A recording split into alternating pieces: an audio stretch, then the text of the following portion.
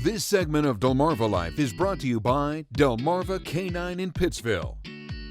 All right, let's go down the checklist. You finally found your favorite furry friend, got a clean bill of health, the leash, the food, the whole 9 yards. You get home and you realize that your pup is giving you a funny look when you say sit or stay. Well, unfortunately, most dogs don't speak English and they don't automatically know how to follow instructions. And that's why training is as important as regular visits to the vet. No one knows that better than JC Richardson and his pal Blue. JC and Blue, thank you for being here. Thank you for having us. Canine, by the way. Thank you so much. We certainly appreciate it. Tell us about Blue. Blue is an interesting boy. Knows his name. So Blue has been, he's one of our training dogs, and he's a little different. He spends all of his time in an office all day long with his dad. Okay. So it's a large office with multiple people in it. So not only has he had to endure and be trained to understand and respect, he's also had to be trained to be able to relax in an office all day with people coming in and out. Yeah, and he's a puppy, and right? he's a puppy, 12 months old. 12 yes, ma'am. months old. So Blue has a little growing up to do. He does, yes, ma'am. Yeah. Oh, yeah. Yeah, he agrees.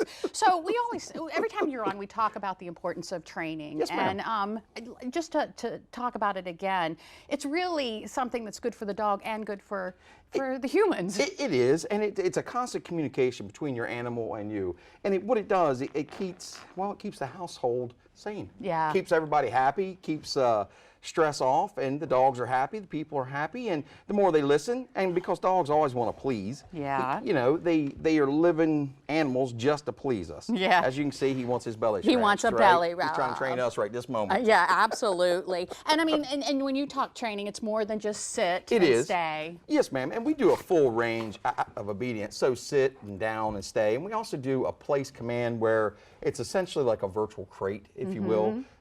It allows them to have their own little spot. We use a bed of some sort, and they're allowed to do whatever they want to do on that bed. They just can't come off. Right. So it gives you time to cook dinner or whatever, have family time without the pup right up on you every moment. You know what I mean? And it's important too because I mean it's for their safety. It is. It is. Yes, ma'am. Yeah, because I mean dogs have a little bit of trouble with restraint sometimes. They do. They do. They are just like a kid.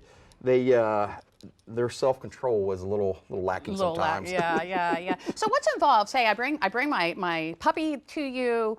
What's involved? I just don't drop him off and then pick him up and he's all trained. No, it's a lot. Now we're full service, Miss Bryant. So we do offer anything from us going to your home to train your dog, to teach you to train your pup, to a full service shop where you drop your pup off. We essentially train it, bring you in through the training, and then offer as much of a guarantee as possible that we will keep up with you and keep your dog trained as it goes on through life. You know what I mean? A lot of our customers will come back for boarding, and when they do, we just throw them right back into the training mix. Right. So it's literally, it's a win-win for us and them and the pups as well. What do you say to people who have a dog and they're like, this dog's uncontrollable, he's untrainable? Well, we've had a couple aggression dogs that unfortunately we just could not get through to, but 99.9% of the dogs are trainable. Yeah. It's just like humans, just like humans, it's motivation, association, repetition. Yeah. Is all it is. And as you can tell, he knows I have treats in my pocket, so he is trying to motivate me to get him a treat. Right, let's see him do a few things. Sure. Yeah. So when we start out with a positive-based message, so what I mean by that is that there's always a treat or something in your hand, right? So, and it's literally getting him to do it, and now, as you see, there's nothing in my hand anymore. But he'll still, even without it, and then we go to a reward phase. So, like right now, where he's done what he's supposed to do, we reward him for it. Yeah. Not every time, but has to come up into has to come into a sit before he comes down. That good. Stay. And he'll stay wherever for 10 minutes. Oh, okay. Good. That's good, yes. I know that treat, Bubba. I know. Well, he is doing great. Now, what about e-collars? Do you ever work with e-collars? We do, but now we're a little different, Miss Bryant. When it comes to e-collars, just like everything else in the world, e-collars used right are very good tools. Very, very good tools. If they're used wrong, They're not.